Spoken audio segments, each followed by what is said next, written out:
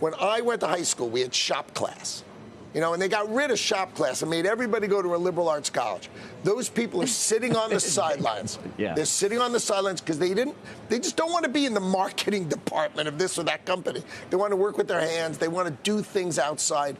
These people are going to come back to work. You're going to see a growing U.S. workforce.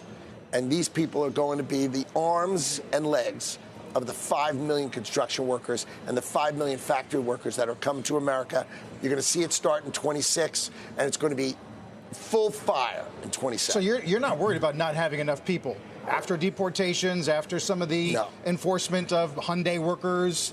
You think there'll be enough people to build these factories and homes and everything else? We need vocational schools. We need community colleges. We need our state universities to start doing training. So Donald Trump is arguing with Harvard, trying to settle with Harvard.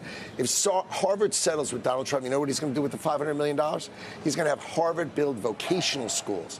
The Harvard Vocational School, because that's what America needs. We need to train people for the jobs that are coming, fixing robots, right? HVAC systems.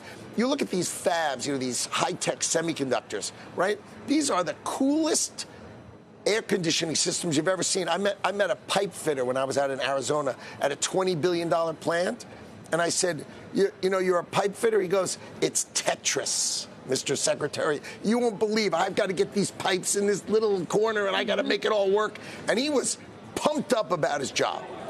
And I said, how much did you get paid to start? He goes, when I got my first job, they paid me 75 grand. I'm up to 125,000 now. He goes, and I love my job. And he was wearing like a clean room.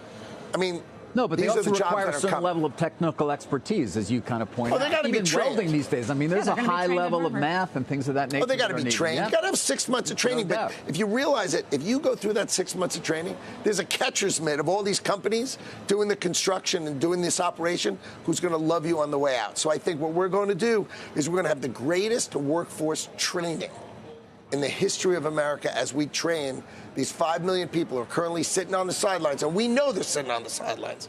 It's time for them to come out, get the right jobs, and build America. Right. To the